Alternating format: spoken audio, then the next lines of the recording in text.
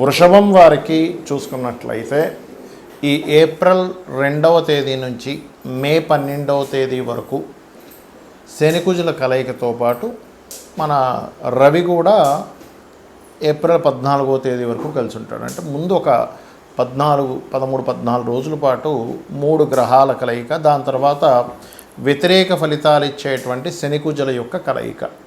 దీని మూలంగా మీకు ఎటువంటి మంచి లాభాలు ఉన్నాయి. ఎందుకంటే ఎప్పుడు కూడా కొన్ని గ్రహాల కలయిక కొన్ని విషయాల్లో లాభము ఇస్తుంది, కొన్ని విషయాల్లో ఇబ్బందిని ఇస్తుంది.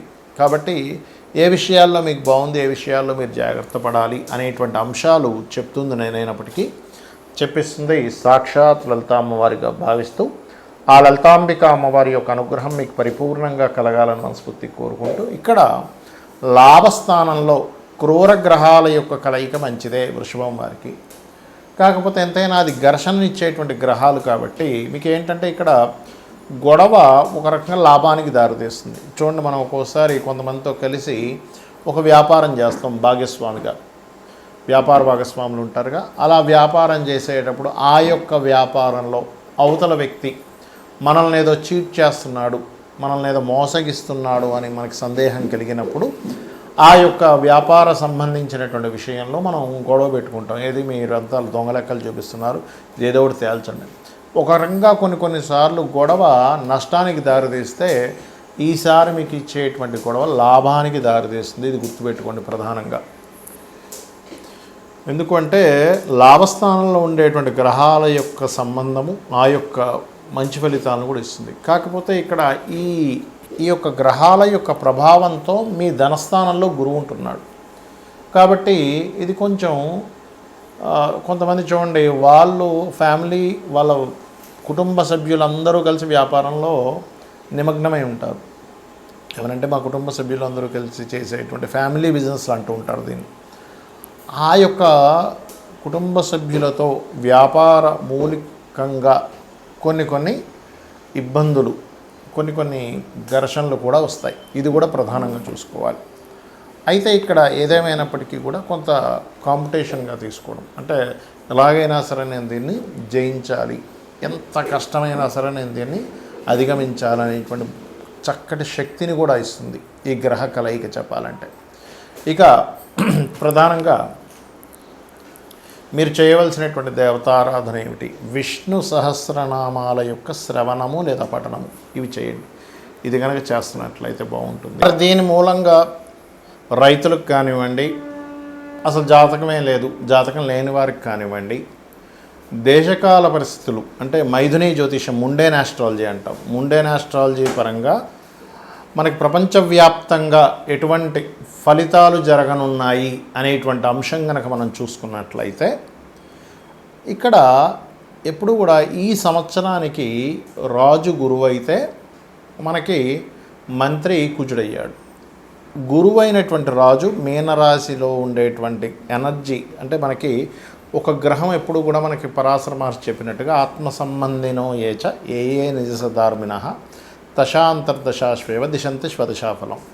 దశాఫలితాలు ఇచ్చేటప్పుడు కానీ, లేకపోతే ఒక గ్రహం తన యొక్క ఫలితాలు ఇచ్చేటప్పుడు కానీ, తన రాసుల్లో ఏ గ్రహం ఉంది, తనతో పాటు ఏ గ్రహం కలిసి ఉంది, తనని ఏ గ్రహాలు చూడబడుతున్నాయి, ఇవన్నీ మనం తీసుకుంటాం. కాబట్టి ఇక్కడ ద్విస్వభావ రాసుల్లో ఉండేటువంటి గురువు మరొక ద్విస్వభావ రాసుల్లో ఉండేటువంటి 3 గ్రహాల యొక్క ప్రభావాన్ని పొందుతున్నాడు. కాబట్టి రైతుల విషయం కనుక చూసుకున్నట్లయితే ముఖ్యంగా మామిడి పళ్ళు, అరటి పళ్ళు అమ్మేటువంటి ఎగుమతి దిగుమతి, అప్పుడు మనకి ఎగుమతి చేసేటువంటివి కొన్ని ఉంటాయి.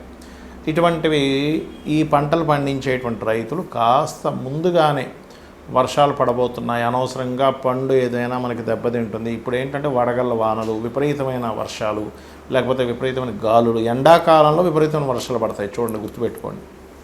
ఎప్పటి నుంచి ఇది అంటే మే 1-2 తేదీల నుంచి కుజుడు మారుతున్నాడు. కాబట్టి దానికంటే ముందు నుంచే, ఒక వారం ముందు నుంచే దాని ప్రభావం ఉంటుంది. మార్చి 26 నుంచే ఉంటుంది. కాకపోతే అక్కడి నుంచి ఇంకా పెరుగుతుందన్నమాట, పెరగడం అనేటువంటి జరుగుతుంది. మరి ఈ పసుపు అంటే పచ్చగా ఉండేటువంటివి ఏవైతే ఉంటాయో అందులో అరటిపళ్ళు ఉంటాయి, మామిడి పళ్ళు ఉంటాయి, ఇంకేవైతే పండ్లు ఉంటాయో వాటి మీద దాని ప్రభావం ఉంటుంది చెప్పాలంటే. మరి ఈ యుద్ధ సంబంధించినటువంటి విషయంలో అంటే ఖచ్చితంగా మీరు చూడొచ్చు, ఒక వారం ముందు నుంచే, అంటే మే 2 నుంచి కుజుడు మారుతున్నాడు, అంటే దాదాపుగా మార్చి 26వ తేదీ నుంచే ఈ యుద్ధ సంబంధించినటువంటి విషయంలో తీవ్రత బాగా పెరుగుతుంది. ఇవన్నీ అసలు మనం ఎందుకు చెప్పుకుంటున్నాం? ఎక్కడో జరిగే యుద్ధం గురించి మనకెందుకు అంటే, ఎక్కడో యుద్ధం జరుగుతూ ఉందంటే ప్రతి దేశంలో ప్రతి ఒక్కరికి ఏదో రూపంలో వాళ్ళకి దాని యొక్క ప్రభావం పడుతూ ఉంటుంది. అంటే ఏమిటి, ఇప్పుడు మనకి వంట చమురు ఏవైతే గ్యాస్ ఉందో దాని మీద ప్రభావం, పెట్రోల్ డీజిల్స్ మీద ప్రభావం, లేకపోతే ఆయా దేశాల్లో కొంతమంది మన భారతీయులు ఉంటారు.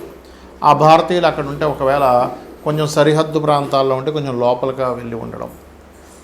ఇక్కడ ఏంటంటే యుద్ధం ఎప్పుడూ కూడా పెరగకూడదు, మనందరం అదే కోరుకోవాలి. కానీ గ్రహస్థితులు ఏం చెప్తున్నాయి మనకి? పోయిన సంవత్సరం లాగే ఈ సంవత్సరం కూడా గురువు 3 రాసులు మారుతున్నాడు. పోయిన సంవత్సరం చూడండి, మనకి పరాభవనామ సంవత్సరానికి ముందు మనకి ఏదైతే సంవత్సరం ఉందో విశ్వవసునామ సంవత్సరంలో కూడా మనకి గురువు వృషభ రాశిలో ఉండేటువంటి గురువు మిథునం నుంచి కర్కాటకంలోకి వెళ్ళాడు. అందుకే చూడండి, పరాభవం రాకముందే యుద్ధాలు ప్రారంభమయ్యాయి. దానికి సంబంధించినటువంటి చాలా చాలా చాలా ఇబ్బందులు చూసాం మనం. మరలా పరాభవనామ సంవత్సరంలో కూడా 3 రాసులు మారుతున్నాడు గురువు. అంటే కర్కాటకంలోకి వచ్చేసిన గురువు మిథునంలోకి వెళ్ళిపోయాడు. మిథునం నుంచి మరలా 3 రాసులు, అంటే మిథునము, కర్కాటకము, సింహం, ఇలా 3 రాసులు మారడము, 3 సార్లు పంచగ్రహ కూటమి కలయిక, ఇవన్నీ ఏం చెప్తున్నాయి?